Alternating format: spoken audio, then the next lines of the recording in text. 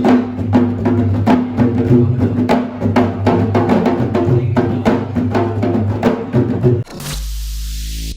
уже заняла свое место в чемодане. Завтра полетим. Собачкам вход воспрещен. Мы направляемся на Мальдивы, остров Синамон, Хакура, Хура. Полетим мы авиарейсами Катара с пересадкой в Дохе. Касаемо фруктов, здесь каждый день добавляют, меняются новые виды фруктов. Я даже не помню всех названий, которые пробовали. Друзья, приветствуем вас на нашем канале. Меня зовут Миша. А меня Вита. Мы очень рады, что вы с нами. Подписывайтесь на наш канал, так как видео в этом плейлисте будут выходить постепенно. Приятного просмотра! Когда мы надевали маску и перчатки, мы заходили в зону, где была еда, и нужно взять было тарелочку, положить все, что ты хочешь, и пойти к своему столику. Столик закреплен за конкретным номером, поэтому мы всегда сидели именно за одним столом. Когда мы садились, к нам подходил официант, да, и предлагал какие-либо напитки: вода, пиво, вино, соки, кофе, чай, да. Можно было выбрать. Поначалу мы пили только воду, потому что никак не могли прийти в себя, но сейчас уже все пьем. Вот. И как только допиваешь свой напиток, снова приходит официант, предлагает долить, подлить, может быть, еще спрашивал, ли все хорошо. Хотелось бы отметить учтивость официантов. Они интересуются вашим днем, вашим настроением. Они переспрашивают несколько раз, точно ли вам кофе, там, и вам тоже кофе. Я одно утро попросил либо капучино, либо латте. Но, видимо, здесь нет понятия «или», здесь есть понятие «и», поэтому Вите пришлось пить латте, я пил капучино. Мне принесли и то, и другое. В общем, да, тут такие учтивые официанты. Только ты не успел допить воду, вот еще пьешь, а тебе уже приходят с новой бутылочкой, подливают. И что они желают в конце? Enjoy. Enjoy. Да, такая фраза очень приятная. Да, здесь еще на входе в ресторан стоит человек, который приветствует тебя, спрашивает, как прошел твой день. Да, это формальность, но действительно обслуживание очень приятное. После обеда мы прошли в бар, еще немного подождали водителя. И так как он не приходил и багги стояла пустая, то мы пошли обратно в ресторан, подошли к какому-то человеку и спросили: вот мы новые туристы, куда нам дальше? И через какое-то время вызвали водителя. Нас отвезли 50 метров до нашей виллы, точнее до начала входа на водные виллы, до мостика. Дальше мы пошли пешком, нам дали карточку, и перед этим провожатая пошла показывать виллу другим туристам. На входе в номер расположен небольшой такой островок, где стоит кофемашина, вода, какие-то снеки, внизу мини-бар. Также шкаф есть, слева у нас ванная, точнее сначала заходишь, там 2 раковины, а слева туалет, справа душевая. Да, хотел еще вот такой небольшой комментарий вставить про ванную. И в туалете, и в душе, и вот где раковины стоят, такие красивые окошечки есть прозрачные, там слышно океан, там слышно, как вода бультыхается под виллой, и также можно заглянуть и посмотреть рыбу. Очень классно, когда моешься в душе, наблюдать там за рыбами. Вот особенно в первые 2 дня прямо вообще здорово казалось. Ну, конечно, вот спустя уже дней 5 уже не смотришь на рыб, потому что насмотрелся. В самом номере расположена большая кровать, просто огромная, небольшой пуфик, на котором мы сейчас сидим, телевизор.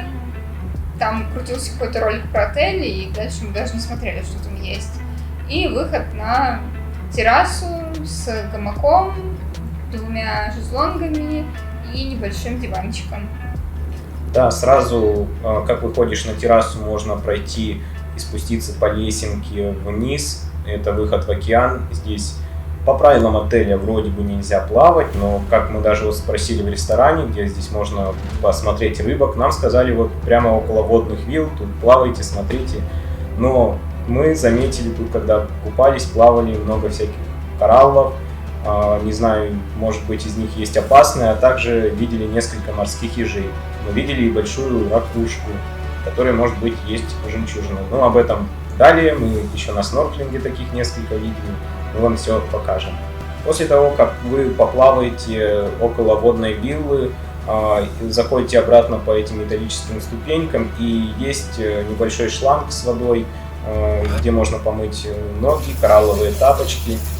Да, здесь лучше носить антикоралловую обувь, потому что кораллы бывают опасны, но опять-таки, как я и говорил, здесь встречаются морские ежи, ну и просто острые кораллы, можно наступить, пораниться. Лучше всегда носить такие тапочки, либо в ластах плавать. Да, еще крутая фишка этого номера — это стеклянный пол, в котором можно смотреть рыбок. Ночью здесь есть подсветка, которую можно включить, чтобы было видно. Там рыба плывет большая. Это рыба-шар. Мы, кстати, такую уже видели. Сейчас я вставлю кадры этой рыбы. Это, наверное, рыба, которая раздувается, и у нее шипы. Она относится к разряду опасных рыб, и поэтому таких рыб лучше не трогать, не преследовать их. Пусть плавают себе на здоровье. Хочется ее напугать, чтобы она раздулась. Лучше не стоит. Как мы приехали, в первый день я посмотрел прогноз погоды. На неделю он был по 30 градусов каждый день, ночью 29. Но, как Вита говорит, нельзя здесь верить прогнозу погоды, потому что погода может меняться. И если там стояло, вот, например, сегодня должна быть гроза, но сегодня ясное небо и пекло, как и в другие дни. Здесь есть приливы и отливы. Мы заметили, что отлив начинается с утра и заканчивается вечером, а прилив ночью. То есть, если ориентироваться по ступенькам, которые вот как раз находятся под водным бунгало, когда прилив, то есть примерно ночью, либо рано утром, это по третью ступеньку воды. Ну, после обеда уже начинается после обеда, прилив. Да, прилив уже начинается. А вот когда отлив, самый пик отлива, это где-то ниже второй ступеньки, да, воды. Ну, то есть это по пояс и по грудь. Но тут есть места, где можно поплавать, и есть где глубже головы, то есть прямо понырять можно. Есть места даже 2-3 метра на этом острове. И рыб посмотришь, и ныряешься, накупаешься. Первый же день, как мы освоились в Виле, мы сразу пошли купаться. Вода была очень теплая, прозрачная, было много красивых рыбок. Здесь, на этом острове, 2 раза в день бесплатно вывозят на коралловый риф, на снорклинг, смотреть рыб. Один раз утром, другой раз вечером. С утра это вроде бы в 10 утра, и вечером, ну как вечером, днем в 3 часа дня, примерно на час. Одну из поездок нас даже кормили кокосом.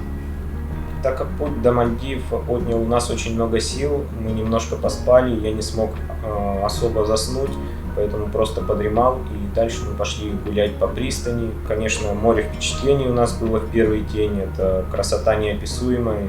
Возможно, камера и не передает эти цвета, которые мы здесь видели вживую. Ближе к вечеру мы собрались на ужин, и по пути туда под мостиком проплывал большой скат. Мы очень обрадовались, что увидели его именно в первый день.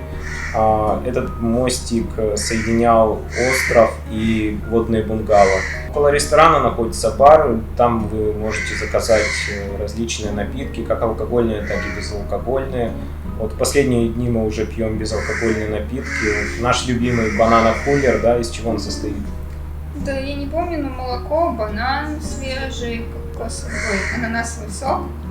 Видимо, бармены меняются, поэтому они по-разному готовят. Кто-то лед перемалывает и это все смешивает, а кто-то прям кусками льда оставляет. Но коктейль такой вкусный, сладенький. На ужине часто подают морепродукты. Это были как и приготовленные в каком-то остром соусе, а в сливочном соусе. Был еще день, когда просто лежали сырые морепродукты, можно было подойти и сказать, какие ты хочешь, чтобы тебе приготовили, и их жарили на гриле. Вот. Правда, вот вчера, например, морепродуктов практически не было, только рыба, зато была пицца. 2 дня подряд было блюдо с крабами, правда, эти крабы были очень острыми. Там, когда на гриле жарили, были не острые крабы. То есть могли пожарить и без остроты краба. Выйдя из ресторана, мы решили зайти в бар, заказали там по коктейлю. Я заказал Куба Либра, это кока-кола с виски. И мы пошли на качели, смотреть на звезды, было очень красиво. Вита захотела поспать, отдохнуть перед снорклингом, поэтому я сейчас продолжу один, с видом на океан. Хотелось бы отметить непередаваемую ночную атмосферу на Мальдивах.